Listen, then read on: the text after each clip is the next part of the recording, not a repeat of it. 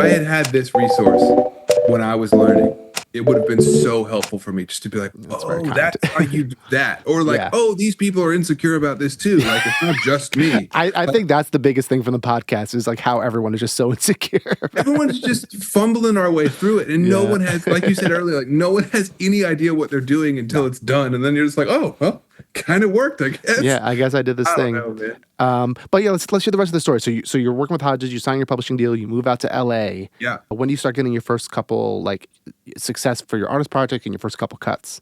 So I moved there. We immediately made my next record, which was like a full length album that was still under the whole Toss and Copper thing. Right. But then Hodges was like, hey, man, I think you could write for other people too, like I do. Like, I think you could really do this.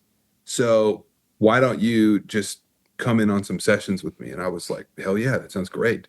And so we made that first record, and then I just kind of sat on it for a while because I was like, I don't really know what I want to do with this. I don't know if I want to be the whole Toss and Copper thing, or if I want to go as my own name. But so I was just like, I'm just going to kind of press pause on this right now because I have so much to learn that I just kind of want to soak up this moment. And so I moved there, and for the first 6 weeks, I just sat next to Hodges and watched him work. Mm-hmm. And like you said about like just learning from people who have knowledge, like that time expedited my production learning curve like unbelievably. Like any mistake I was making, I would just look at him like, yo, why is this vocal sounding horrible? And it's like, oh, it's because you have the gain all the way up.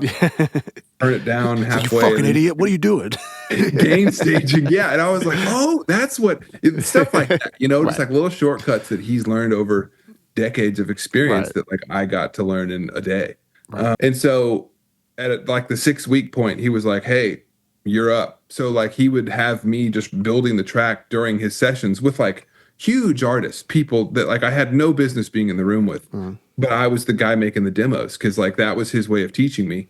It was so gracious because like I slowed his workflow down so much at first, but he was never a dick about it. He was never impatient. He was just like, yeah, dude, like this is how you learn. You just have to jump in. And then I guess probably 6 months into that, he gave me my own room in his studio, and I like got my proper publishing deal and signed it and everything. And then I had a schedule of like sessions 5 days a week, and jumped into the gauntlet that we all do at first, where you're just doing, the session dating world, just 250 sessions a year, and they're all blind dates, and like 1 out of 100 is good, and you have to do it. It's such a soul-sucking process, but it's so good on the other side of it. Yeah, it's like it's how you find out how you write best, who you write best with. It's like a thing I tell everyone where it's like it's gonna suck, but you have to do it. You have to do it. It's a very like rite of passageway of LA. It is very much right. And like you said, like Hodges told me, and I thought he was full of it at first. He was like it takes about 300 songs to really start figuring yourself out. And I was like, give me 50. I'll be there in 50. And then right around the 300 mark, I was like, oh man, like I feel like I'm consistently writing better songs now. And I kept like a spreadsheet of like how many songs I had turned in or whatever. And I went back and counted, and I was like, oh damn it, he was right. Like I'm almost exactly at 300. And it's just part of the process. Like you just have to put in your time and your hours and learn how to not do it, really, honestly. Like you make so many mistakes in that process that you have to make to be able to get to the other side of it. You know? I mean, I think the biggest thing that you learn in those sessions is structure, like songwriting structure. Yeah. Because there's so many people who are such great, like innate songwriters, but you're like, oh, like you're a little bit crazy. Like you're just like, you're trying to make it, this thing. And it's like, and so much of structure is just like dumbing it down and keeping it simple. But like you have to like learn that, and you only learn that by, like you said, like writing so many songs and then looking back on those 300 songs you wrote, and you're like, oh, like these are my 10 favorite. And like those 10 favorites are almost always the ones that's like, oh, they have a really good structure and they're really simple. Yeah. It's so true. Yeah. And like, it's almost like you have to spend the time really learning the rules, quote unquote, so that eventually you can learn how to like intentionally break them. Cause like, I think at first you break the rules and you don't even realize you're doing it, and you're like, oh, that worked, that was kind of weird, but it was cool.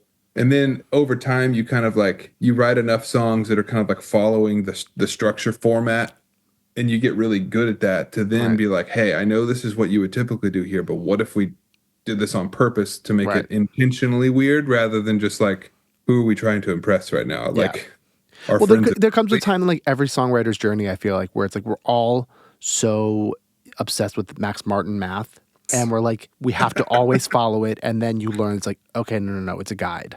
It's a like guide. It is yeah, a guide. That's such a good way to say that. yeah, Yes, it's yeah, there to serve you if you're stuck. right, Doesn't necessarily have to be yeah, the roadmap every right. time. It's like for every song that has like perfect math, max math that went number one, I can find another 10 that doesn't have perfect max math. Yeah. As well. Yeah, So absolutely. But like, especially, the people send me songs. I'm sure they send you songs all the yeah, time. And the number one, without a fail, the number one issue is just the melody. oh Like yeah, mathematically, your chorus should be the highest note in the song, or like your verse should low and then middle for the pre, and then your chorus is higher than both of right, those in theory.